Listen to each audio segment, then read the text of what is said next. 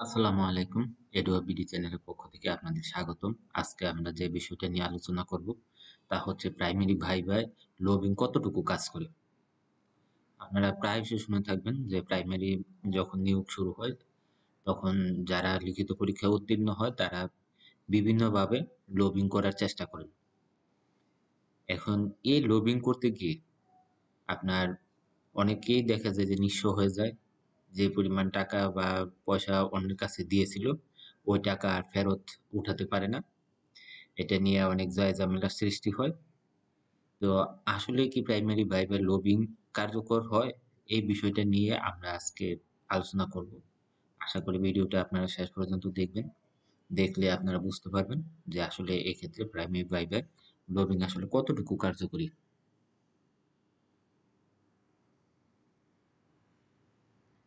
কাদেরকে লবিং করতে হবে? এখানে হচ্ছে এক হচ্ছে প্রাইমারি ভাইভায় আপনার ৪ জন, সাধারণত ৩ জন হচ্ছে এখানে ভাইভা বোর্ডে থাকে। এক হচ্ছে আপনার জেলা প্রশাসক, জেলা প্রাথমিক শিক্ষা অফিসার, পিটিআই সুপার, আর অন্যান্যর মধ্যে ম্যাজিস্ট্রেট থাকতে পারে এবং হচ্ছে আপনার শিক্ষা সম্পর্কীয় জেলা প্রশাসকের কার্যালয়ে যে কেউ থাকে। প্রাইমারি ভাইভার নম্বর বিভাজনটা দেখেন। এখানে আপনার সার্টিফিকেটে ১০ নম্বর।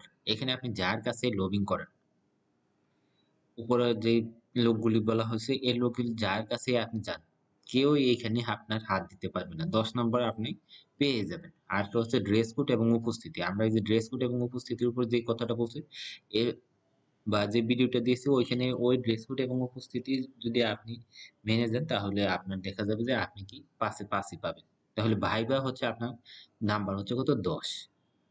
তাহলে এই ভাইভাতে আপনার সর্বোচ্চ শোনা গেছে যে ভাইভায় আপনার ৬ অথবা ৭ পর্যন্ত সর্বোচ্চ দেয়া হয়ে থাকে। আর সর্বনিম্ন আপনার ৪ দেয়া হয়ে থাকে। এখন আপনি যদি সর্বনিম্ন পান আর আপনার উপরে মার্কগুলো যদি ঠিক থাকে সার্টিফিকেট, উপস্থিতি, তাহলে আপনি এখানে ১০ আর ৫ হচ্ছে আপনার ১৫ আর এখানে আপনি ৪ পাইলেও আপনার হয়ে যাচ্ছে ১৯। আর যারা লবিং করবেন তাদের ক্ষেত্রে যদি আমরা হিসাব করি তাহলে উপরে আপনার ১০ আর ৫ যদি আপনার ওইখানে সার্টিফিকেটে ১০ না থাকে, ধরলাম ১০ই আছে তাহলে ১০ আর ৫ ১৫ আর এইখান থেকে আপনাকে ৭ যদি দেওয়া হয়ে থাকে তাহলে ১৫ ৭ কত ২২ ধরলাম। আপনার হচ্ছে ২২। এখন হচ্ছে আপনার এটা ভাইবার মার্ক। কিন্তু ভাইবার মার্কে আপনার চাকরি হবে না। আপনার মূল চাকরিটা নির্ভর করতেছে কিসের উপর? এটা হচ্ছে আপনার লিখিত নাম্বারের উপরে। এখন দেখেন লবিং কাজ হবে কি না। এখানে রিটেন মার্ক ভাইবা বোর্ডের সদস্য জানে কি না। এখানে রিটেন মার্ক ভাইবা বোর্ডের সদস্যরা কেউই জানে না যে আপনি রিটেনে কত মার্ক পাইছেন। কারণ এটা আপনার বুয়েটের কাছে থাকে এবং প্রাথমিকের যারা সংশ্লিষ্ট আছে একেবারে সচিব থেকে শুরু করে ডিজি স্যার পর্যন্ত যারা আছেন তারা কেউই আপনার এই মার্ক জানতে পারে না। যদি কারো রিটেনে ৬৫ থাকে, একটা আমরা উদাহরণ হিসেবে দিয়ে থাকি, ধরেন এখানে রিটেনে আপনার একজনের আছে কত ৬৫, আর আপনি ৫০ পেয়ে লবিং করেন, তবে আপনাকে যদি ২৫ও দেয় তাহলে আপনি কত পাইলেন ৭৫।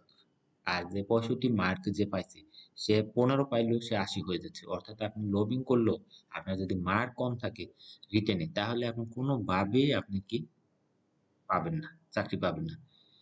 তাই লবিং করে আপনার দেখা যাচ্ছে যে লাভ হচ্ছে না। এক্ষেত্রে আপনার একটা বিষয় আসলে খেয়াল করা হয় যে আপনার অনেকেই আপনাকে প্রলুব্ধ করবে লবিং এর বিষয়ে। আপনি লবিং করলেনও। দেখা যাচ্ছে যারা আপনার কাছ থেকে তারা এরকম গ্রামে, গ্রামে ঘুরে ৫-৬ জনের কাছ থেকে আপনার টাকা নেয় বা ১০ জনের কাছ থেকে টাকা নিচ্ছে।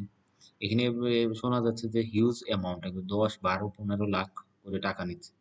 এখন ধরেন ওই লোকগুলি আসলে আপনার ভাইভায় কোনো প্রভাবই ফেলবে না। অর্থাৎ ওরা আপনার দেখা যাচ্ছে যে আপনার নামে বলবেও না, আপনার সুপারিশও করবে না বা সুপারিশ করলেও যে সর্বোচ্চ বললাম যে আপনাকে এর বেশি আর দিতে পারবে না। ৬-৭ এর মধ্যে আপনি ধরেন পাইলেন। তাহলে এই যে আপনি ওদের এই টাকাগুলো দিলেন। এখন ওদের ধরেন এই ৭ জনের মধ্যে থেকে যদি ৩ জনেরও হয়, তাহলে ৩ জনের টাকা ওরা কি পেয়ে গেল। ওদের কোনো কাজ না করিয়ে ৩ জনের টাকা তারা পেয়ে গেল। আর ওই যে ৪ জন, ও ৪ জনের টাকা যদি ফেরতও নিতে হয়, তাহলে দেখবেন যে ভেঙে, ভেঙে দিচ্ছে। আর হচ্ছে আপনার যখন ওনাদের টাকা দিলেন তখন একটা বড় ক্ষতি করে এই টাকাটা দিলেন ওনাদের। তাহলে এই টাকাগুলো ফেরত পাইতে গেলে আপনার ভেঙে, ভেঙে পাবেন। আবার বলবে এখানে খরচ হয়ে গেছে, ওইখানে খরচ হয়ে গেছে। এইভাবে জালিয়াত চক্রগুলো আসলে চারদিকে ছড়িয়ে আছে। আপনারা এই সকল জালিয়াতি বা লবিং এর বিষয়ে কোনোভাবেই মনোযোগ দিবেন না। আপনারা পড়াশোনা করবেন, কারণ একমাত্র পরীক্ষা ভাইবা পরীক্ষা যেখানে আপনার সার্টিফিকেটের উপর আপনার নম্বর দেওয়া আছে। তাহলে এই বিষয়টা মাথায় রেখে আপনারা যদি ভাইবা দেন, যার সার্টিফিকেট ভালো আছে সে অবশ্যই ভালো পাবে। আর যার সার্টিফিকেট খারাপ, আপনি লবিং করছেন কিন্তু আপনার সার্টিফিকেটে মার্ক আসে ৭, তাহলে তো আপনাকে ২৫ও দিতে পারবে না। শুধু শুধু লবিং করবেন না। লবিং করে লাভ হবে না, বরং বিপদে পড়বেন। যখন দেখা গেল এই টাকা পয়সা নিয়ে ঝামেলার সৃষ্টি হলো, তখন একটা বিপদে পড়ে যাবেন। অনেকে আপনার লবিং করেছেন বা এই বিষয়ে যদি জানতে পারে, তাহলে মামলা মোকদ্দমা এগুলোতে জড়িয়ে যাবেন, যা আপনার চাকরি জীবনে সামনে যে চাকরির আবেদনগুলি করবেন ওইগুলোতে আপনি বিপদে পড়বেন, মামলা যদি আপনার নামে থাকে। তাই আবারও আপনাদের রিকোয়েস্ট করব, লবিং এর পিছনে সময় দিবেন না, কারণ এখানে লবিংটা শুধু শুধু লবিং। আপনার যদি ওই সার্টিফিকেটের মার্ক, আপনার ড্রেস এগুলো যদি ভালো না থাকে, তাহলে আপনার কোনোভাবেই বেশি মার্ক পাবেন না। আপনাকে 25 কেউ দিতে পারবে না, লবিং করলেও আপনাকে 25 দিতে পারবে না। তাহলে কেন আপনি লবিং করবেন? আপনার রিটেনে মার্ক খারাপ থাকলে আপনি লবিং করেও ভালো মার্কস পাবেন না। তো আশা করব আপনারা কেউ লবিং করবেন না। তো ধন্যবাদ সকলকে আমাদের ভিডিওটা দেখার জন্য।